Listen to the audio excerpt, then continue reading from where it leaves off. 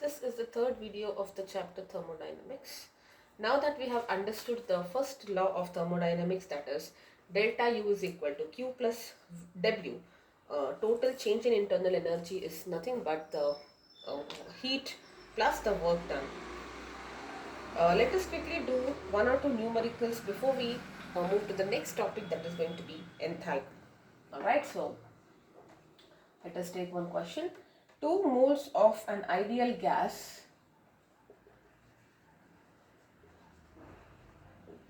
expanded isothermally and reversibly. So it is expanded isothermally and reversibly. Okay, from a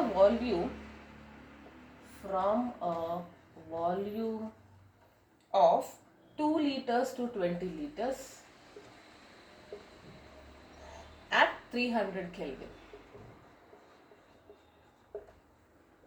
You have to find the work done. So what is the work done? Alright, so look for keywords. See, expansion is fine, isothermal and reversible.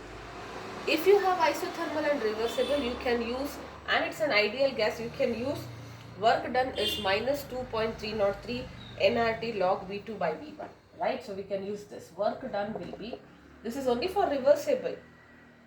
For a reversible isothermal process, we can use this formula, that is 2.303 nRT log of V2 by V1. Okay, so this 2.303, 2 moles, so N is 2, R is the gas constant, 8.314. So R, you earlier there used to be a chapter called states of matter wherein you will study about ideal gas. So ideal gas is a gas which is, it's a hypothetical concept, a gas which follows the ideal gas equation. It has some few properties and all that. Okay, but let's not worry about it for now. So whenever you have R in the SI units, it is 8.314. Alright, so that is what you need to remember. Temperature should be in Kelvin. It is 300 Kelvin into log of V2 by V1, 20 by 2. The log part also is something which I'm not sure if you are aware or not, but if there is anything, we will discuss it at a later stage. For now, we will just focus on this. So this will be log 10, 20 by 2 is 10, and from the log book you can actually get this value. And if at all they are not allowing you to use log books, they will give you the value. Okay, so you just have to substitute this. You will be getting minus 11,488.29 joules. You just have to multiply and multiply by log 2. Alright, so yes, we'll do one more question. Everything is reversible and all that, so yeah, I think this part is fine. Let's now start with enthalpy then, because all our other questions are similar. We will be doing more questions with enthalpy and all of that. Alright, so the next topic, which is the most important, it is the base of this chapter, it is the, what I should say, the main essence of this chapter. It is enthalpy, which is also called as heat content. Enthalpy and heat are not the same, I'll tell you, we will understand this. This is nothing but, it is denoted by H. Now generally, when you say heat absorbed at constant volume, see, what is the change in internal energy from first law? This is the base of this, I told you. If I say at a constant volume I am not changing, okay, so I am not going up or down, I am not expanding and all that. So if I say the volume is constant, what is your W? W is P into delta V. So delta V will become 0. So you say internal change in internal energy is only because of heat. But in most of the chemical reactions which we happen, especially in open containers, they are something which are happening at constant pressure. So in our day-to-day life, we see reactions which are happening at constant pressure and maybe constant temperature and all that. So the energy at constant pressure, the energy exchanged at constant pressure, the energy exchanged between your system and surroundings at constant pressure is what we call as enthalpy. That is what is enthalpy. So what is enthalpy? The condition of when, how do we define enthalpy? Enthalpy is a term which is defined at constant pressure. At constant pressure, whatever heat exchange happens between the system and surroundings, that is what we call as enthalpy, denoted by H. What is this enthalpy? In simple words, you need to understand. This enthalpy is nothing but this. This is your enthalpy. Sorry, H is equal to U plus PV. Okay, so this is enthalpy. Okay, so you see, we studied about internal energy. What is internal energy? Total energy inside the system, maybe because of heat, maybe because of work, something which is already existing. All of that total energy is what we call as internal energy. Internal energy plus P into V. P into V is nothing but work, right? So internal energy which is already there, and then something externally done, which is the pressure, which is the product of pressure and volume. That is what we call as enthalpy. Alright, so that is your enthalpy. Alright, now, so what is, in simple words, at constant pressure the energy exchange between the system and the surroundings is what we call as enthalpy. Mathematically, enthalpy is sum of internal energy plus product of pressure and volume. Alright, now let us say let us try to visualize this at constant temperature. We are trying to understand or get an expression for this. At constant pressure, let us say there is a change in the system.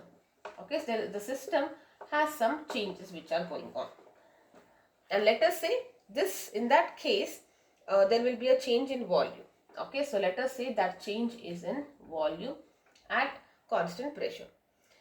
Let us say the volume will be changing from V1 to V2 at constant pressure.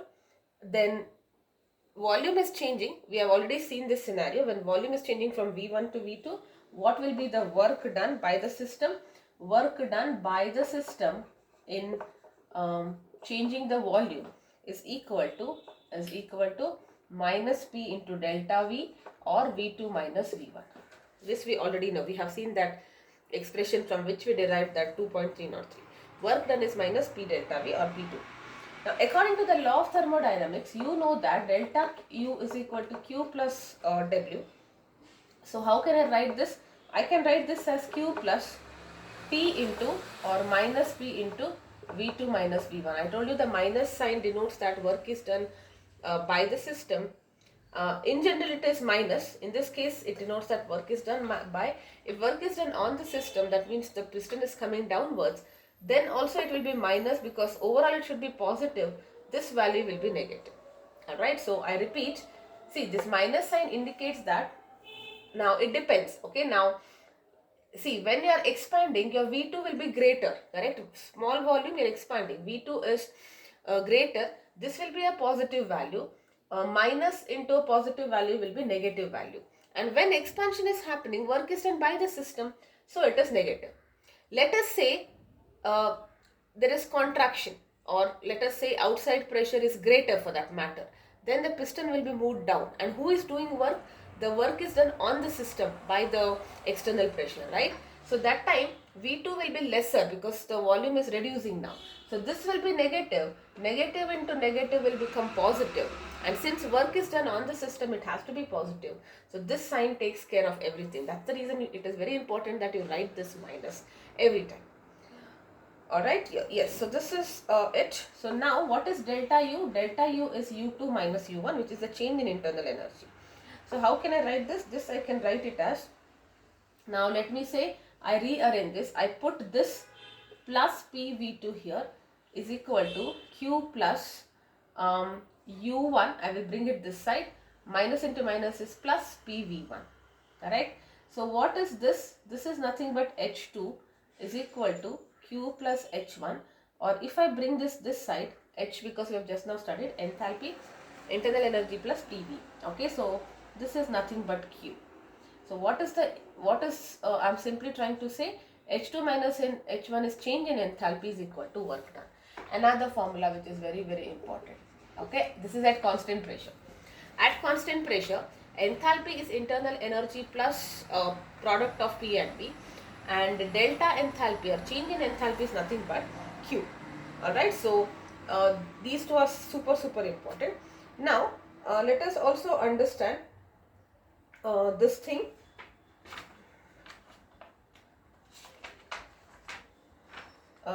Yeah.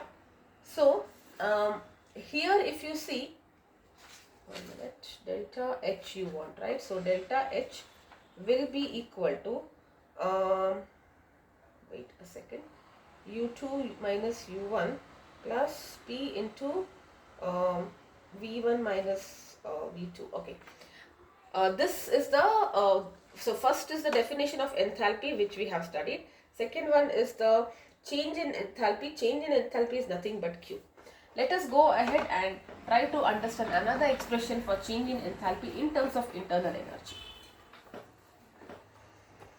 Alright, so you have your enthalpy equation. H is equal to U plus PV. That is what we have. Now, you can also write this as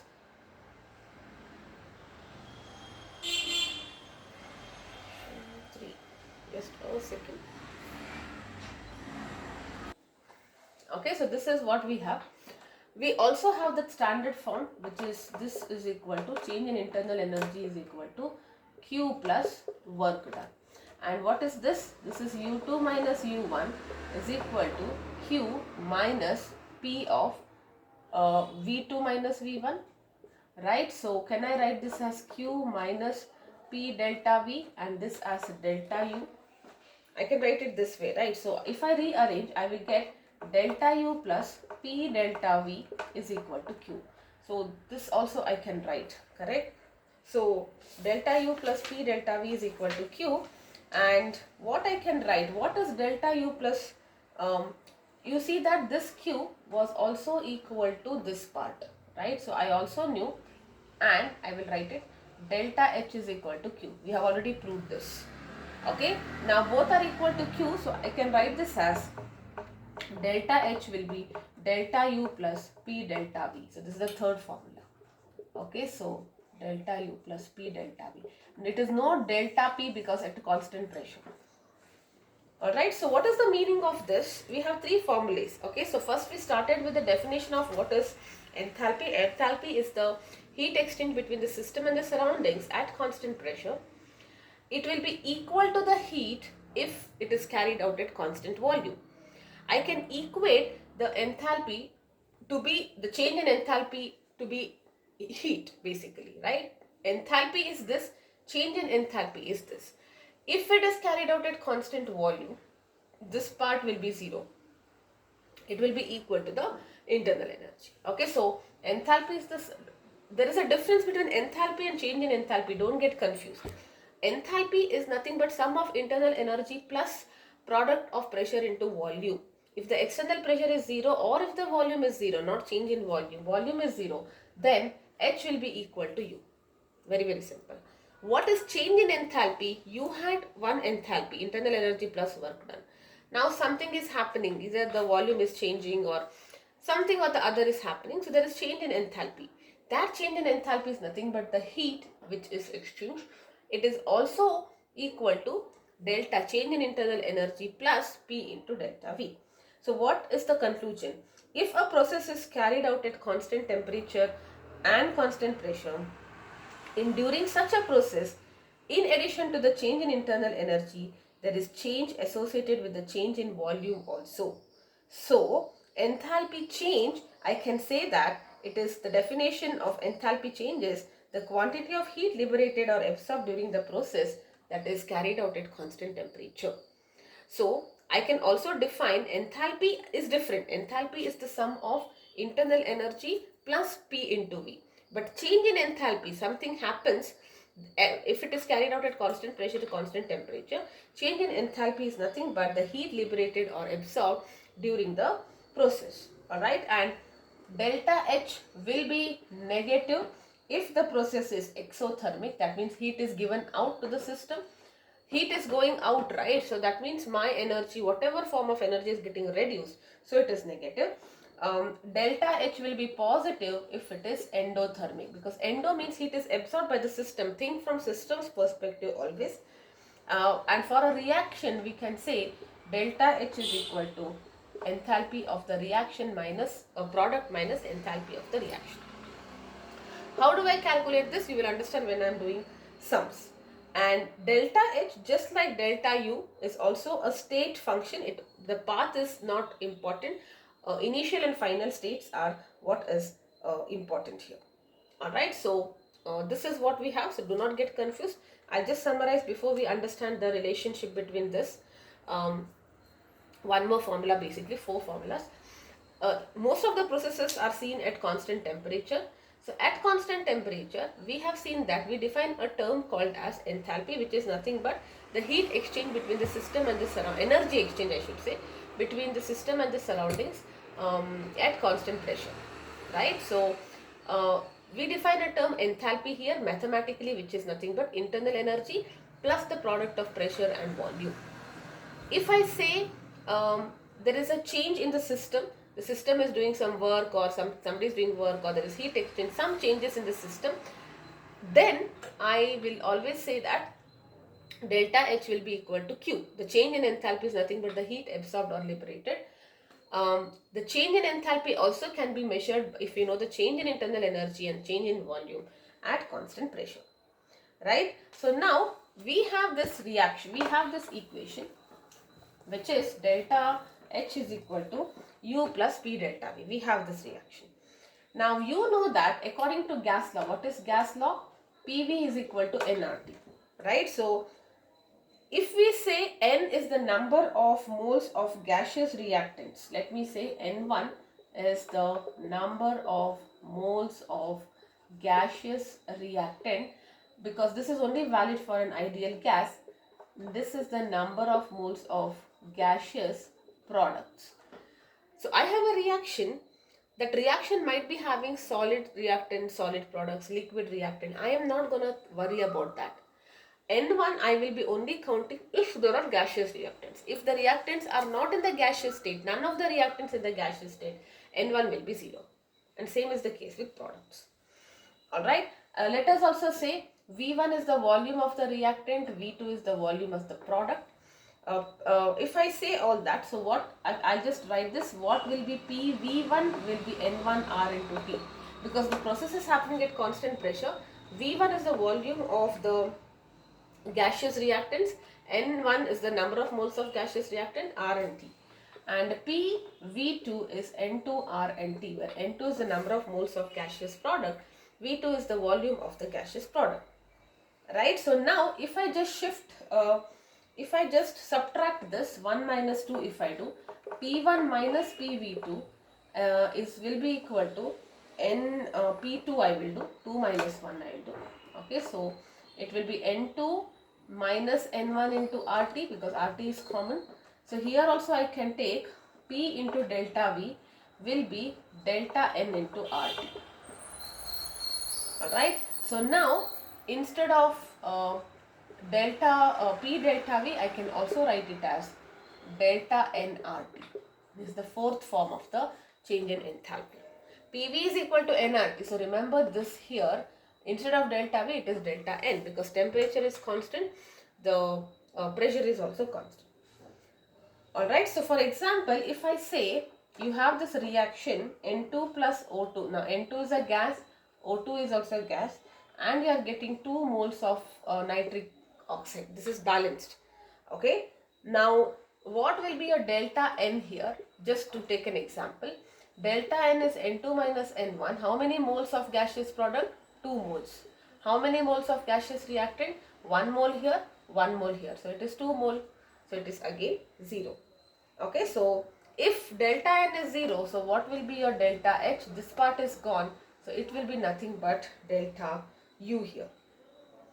Alright, so like that I will be carrying out different reactions, and we will understand that depending on this factor, delta H may be greater, delta H may be lesser, or it might be equal. When we take up numericals, you will understand what I am trying to say here. Alright, now that we have understood enthalpy, remember what is enthalpy? Enthalpy is the change, energy exchange when at constant pressure. H is equal to U plus PV, delta H is equal to delta U plus P delta V, and delta H is also equal to Q, delta H is also equal to delta U plus delta N into RT. Okay, so now we will define a term called as heat capacity of a system.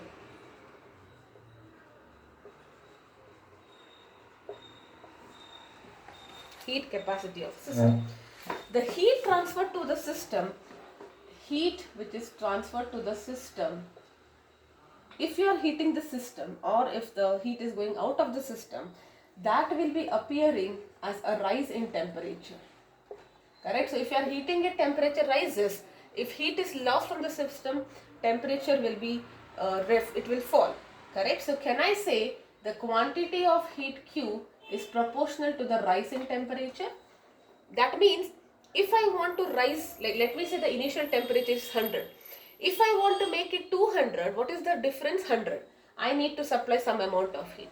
If I want to change it from 100 to 300, that means delta T is 200, I need more heat. So the amount of heat supplied will be proportional to the rise in temperature.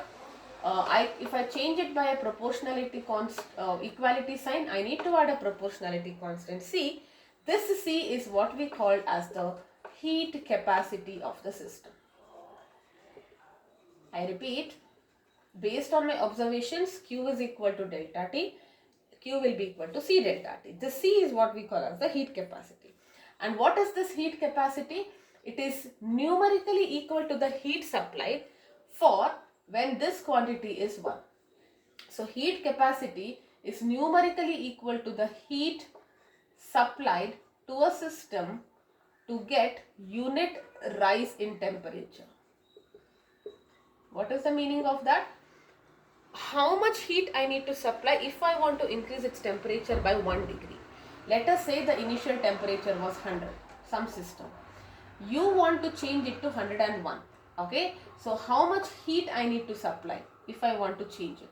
That heat is called as the heat capacity of the system. Okay, now it may not be it can be from any temperature to any temperature, 200 to 201. Alright, so whatever is the amount of heat supplied per degree rise is what we call as specific heat. Specific heat also I can rearrange it like this. So when this is 1, so what will be the unit of specific heat? Specific heat will be joules per Kelvin. Right? Now, there is also another term. This is heat capacity or no, this is not specific heat, sorry, heat capacity. Okay. So there is another term. See, heat capacity is C. What is heat capacity? I have a system. I want to change its temperature by 1 degree centigrade. What is the heat I need to supply? Alright. There is another quantity which is called as specific heat capacity. I just add the word specific. By adding the word specific, I am specifying the heat capacity, which means that I am fixing the mass. Alright, so what is the specific heat capacity? Again, I will write it like this. This Q will be equal to, what do you have as the unit? 1 minute. We generally write it as S, heat capacity. I'll write it as M into C into delta T. What I'm trying to say here is, see, we did not have mass, right? We wanted to, there is a system, we wanted to change its temperature and we understood that Q is directly proportional to T and we got it as C. Now, don't you agree the amount of heat supply depends on the mass also? Because greater the mass, if I am having 1 glass of water, if I want to change its temperature by 1 degree, little heat. But imagine I want to heat 10 liters of water. For the same rise in temperature, I need more heat. So that is also proportional to mass. Greater the amount of mass, greater is the heat. This quantity together is what we call as the specific heat capacity. Alright, specific heat capacity means you are fixing the mass here. Alright, so let us say what is the definition of specific heat capacity. You have MC is equal to Q by delta. So if I make this as 1, correct? Then what is the specific heat capacity? Is the amount of heat required to raise the temperature of unit mass by 1 degree. So the unit of heat capacity is joules per Kelvin because it is only Q by delta T. Here it is joules per kg per Kelvin. Alright, so that is for unit mass how much it is. Okay, so for one mass, for one unit mass, 1 kg or whatever, depending on that. So that means you're fixing the mass. So when I say specific heat capacity, it becomes the property of a substance. Heat capacity depends on the mass, right? But specific heat capacity is fixed because I am already considering mass into the when I define this term. So for all the substances like copper, silver, I will have a specific value of specific heat capacity, just like density, which I can refer and which I will be using it for depending whatever scenarios, whatever purpose I require. I can look into the list and accordingly select a material. Alright, so this is a property of the substance because I've already taken care of mass. If I want to heat 1 kg of a substance and make sure that its temperature rises by 1 Kelvin or 1 degree, what is the amount of heat I'm supplying? That is nothing but the specific heat capacity. Whereas heat capacity is nothing but the amount of heat which I'm supplying to raise. It can be for any mass, alright. I just want to raise the given mass, 1 kg, 2 kg, I don't care. I just want to raise its temperature by 1 Kelvin. What is the amount of heat? Specific means I am already considering mass into consideration. So specific heat capacity is nothing but mass into heat capacity. I will also write like this. Correct? So it is for unit mass, it is equal to heat capacity. Now if there is also something called as molar heat capacity. Just like you have heat capacity, you have one more term called as molar heat capacity. Heat capacity is C, alright. So Cm is molar heat capacity. It is the molar means it's for 1 mole, right? So if you have 1 mole of substance and you want to raise its temperature by 1 degree centigrade or Kelvin, whatever is the amount of heat I need to supply. Instead of unit mass, it is 1 mole, alright. So molar heat capacity is nothing, Cm we write it. Cm is nothing but the amount of heat or it is a heat capacity for 1 mole of the substance and quantity of heat required to raise the temperature of 1 mole by 1 degree Kelvin. Most of the time in chemistry we will be dealing with the molar. We are not talking about unit masses because mole is a suitable quantity in chemistry. Okay, so that's the reason we talk about molar. So specific heat capacity means C. It is Q by delta T and heat capacity.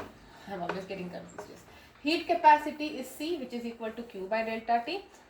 If you multiply heat capacity by M, it becomes specific heat capacity. Specific heat capacity is a property. It is fixed for a given material independent of mass and everything because per mass we have already calculated. Okay, now you have something called as heat capacity at constant volume. Okay, so this is the heat capacity at constant volume. The abbreviation V tells you that heat capacity if volume is kept constant. Alright, so you know that what is Q? Q is equal to C into delta T. At a constant volume, I will write put the suffix V here. Correct? Now, you know that this is what it is. At constant volume means I'll just put a VV here. But you know that at a constant volume, when you keep volume constant, you know that what will be the internal energy? Internal energy is Q plus V, W. W is 0 because delta V. W is P delta, P into delta V, right? So this is gone. So internal energy is nothing but Q. So what we can write here is, instead of Q, you can write it as delta U. So it is nothing but delta U will be equal to CV into delta T. Okay. So the molar heat capacity, what will be the molar heat capacity?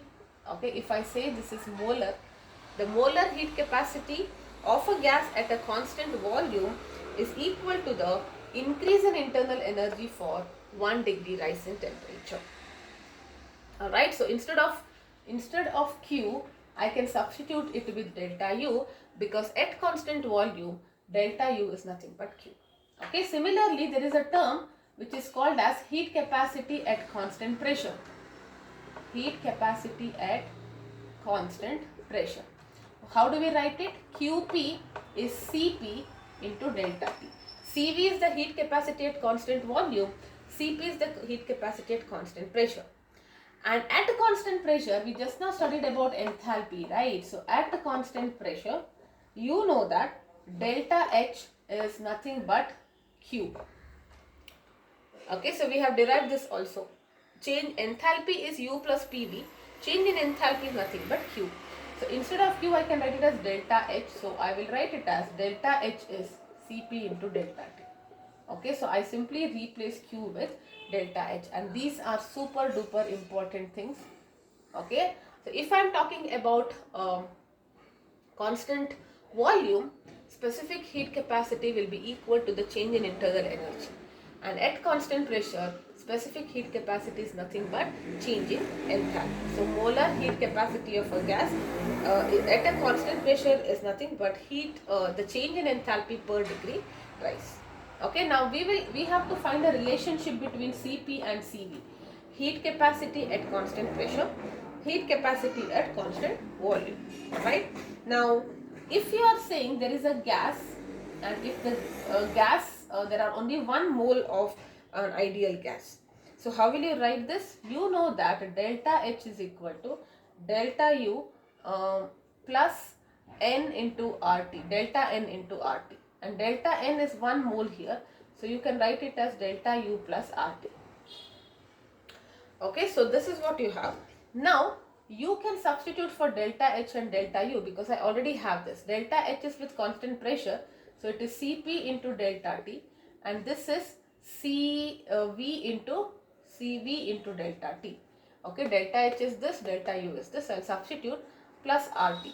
Okay, R delta T it should be, yes, R into delta T. R into delta T. Okay. Now, what will happen? Delta T will get cancelled.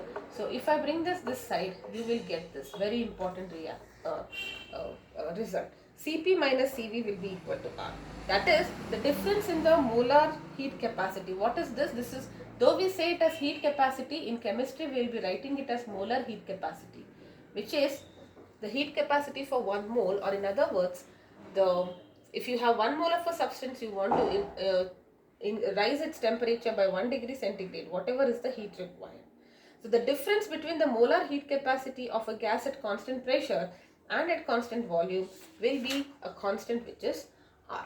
Okay, so this result is super important, because you might get numericals on this, or sometimes a 2-marker question find out or prove that Cp minus Cv equal to R, or what is the relationship between heat capacities, molar heat capacity at constant pressure and constant volume.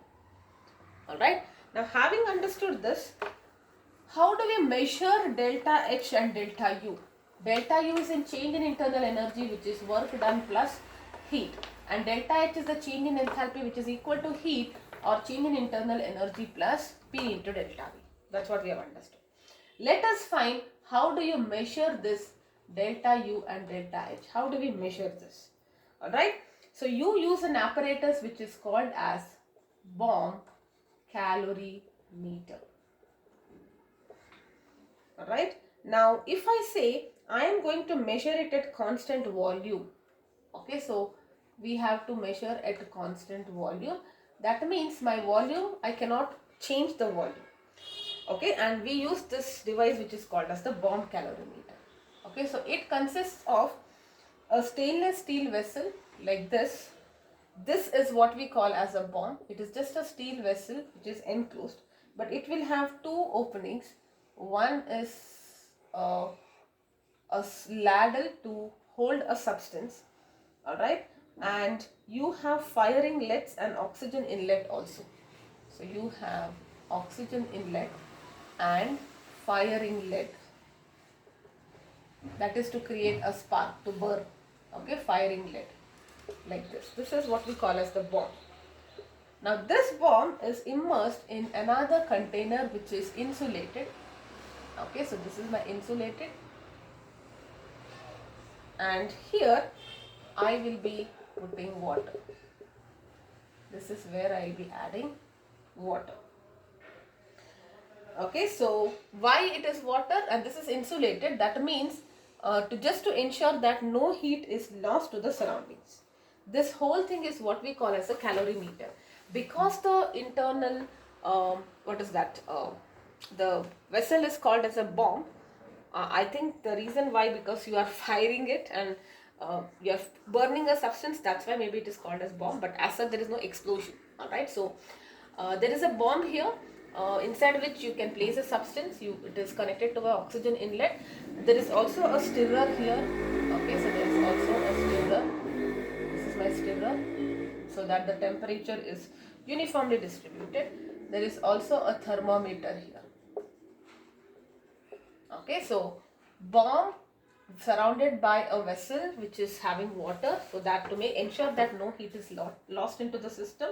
This device is called as a calorimeter. Because it is having a bomb, it is called as a bomb calorimeter.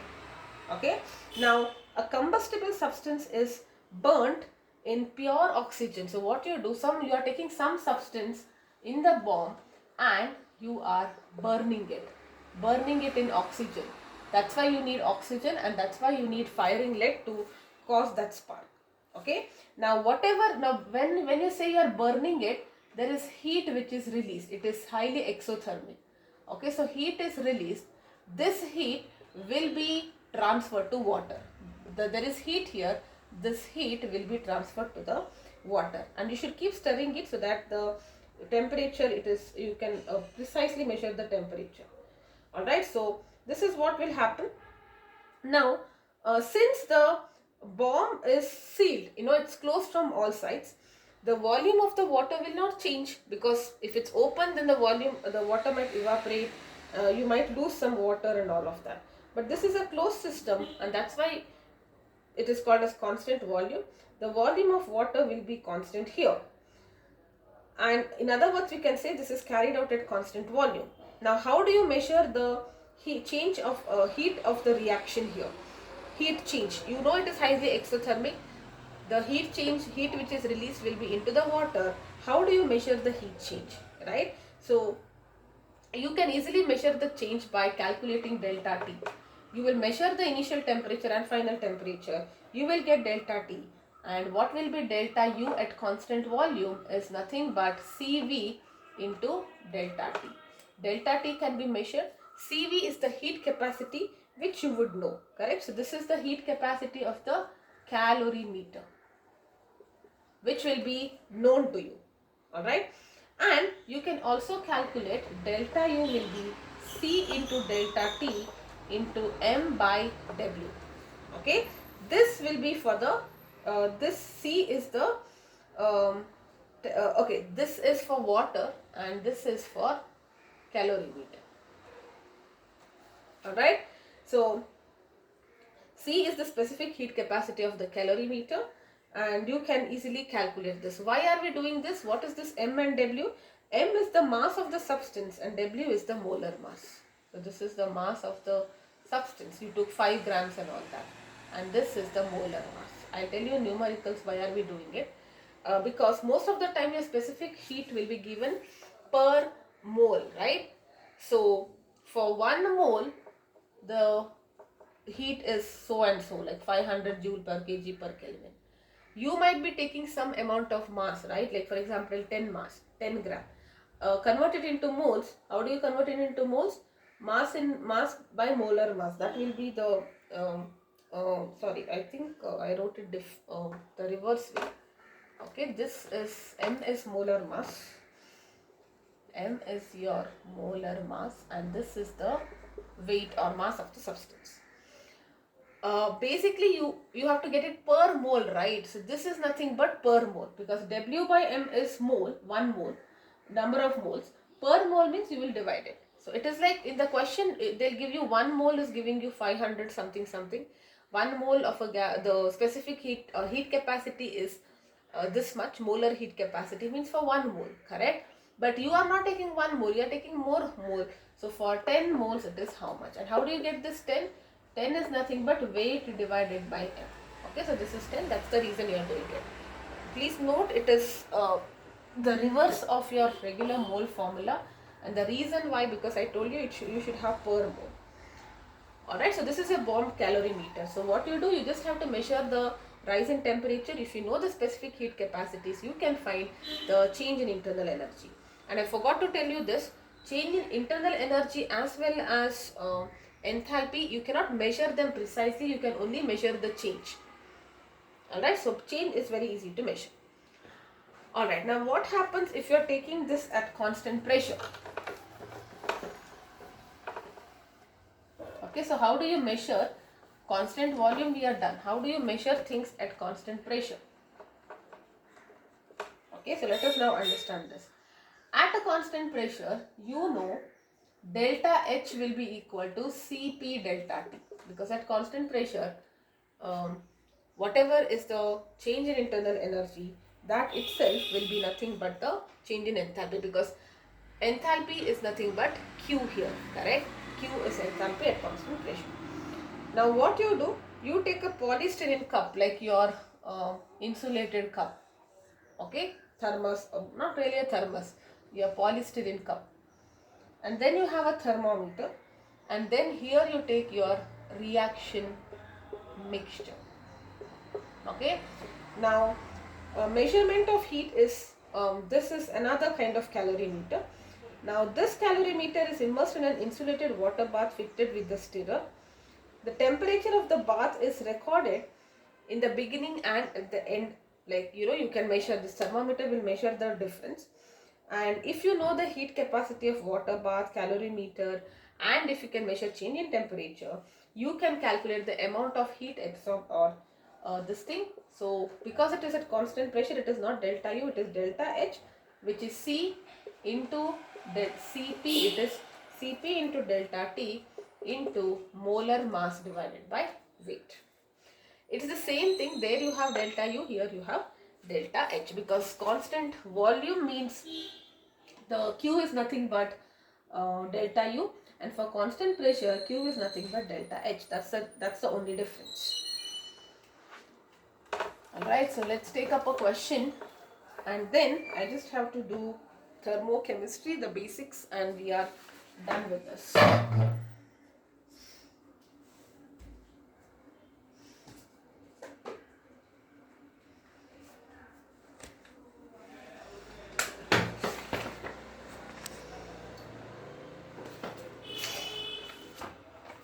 Yes, so I will try to take up a question which is there in your textbook. Okay, I will do it in two ways, using this formula as well as just to explain you why you have it M by W. 1 gram of graphite, 1 gram of graphite is burnt in a bomb calorimeter. Okay, burnt in a bomb calorimeter. The moment you have, you need to know that it is taking place at constant volume. So it is QV here. Okay, so this is the immediate thing. So in oxygen, it is burnt in oxygen at 298 Kelvin and 1 atmosphere pressure. Okay, and the equation is graphite plus oxygen giving you carbon dioxide. Let us balance it out. So it is 2 here, 2 here, and 2 here. 1 minute. So 2 carbon, oxygen is 4, yes. Okay. No, here you will not have, sorry, 1 minute. Yeah, it is this. No, if I have 2 carbon, oh no, it's already balanced, my bad. Yeah, it's already balanced. Okay, C plus O2 is CO2. Now the temperature will rise to 299 Kelvin. Okay, from 298 it will rise to 299 Kelvin. When you start burning, it is exothermic, it will release heat, which will result in the rise in temperature. If the heat capacity of the bomb, okay, now they have given you heat capacity of the bomb calorimeter is 20.71 kilojoules per Kelvin. Okay, now please note it, this is given in kilojoules, so you will have to make that conversion.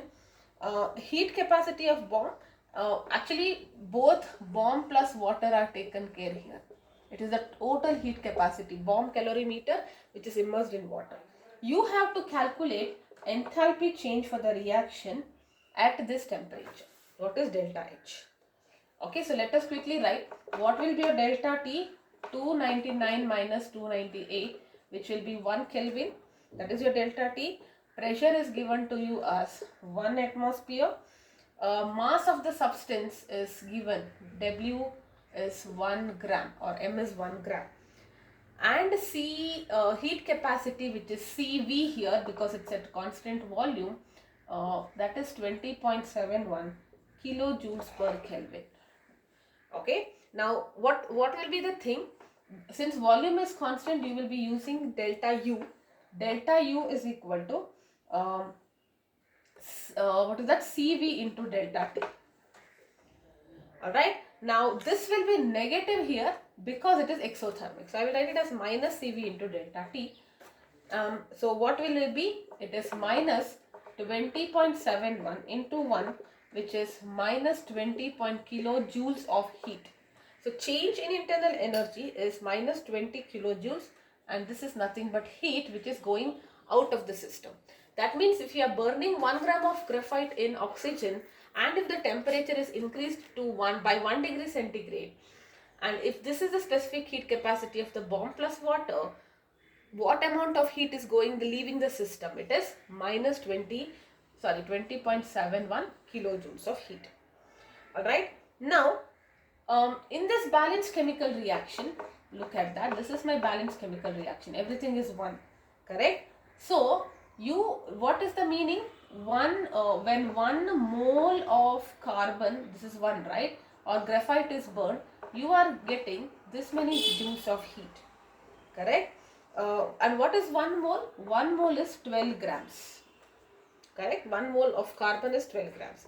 So what will be the delta U for 1 mole? Because this is only for 1 gram, correct? So when 1 gram is burnt, I am getting this.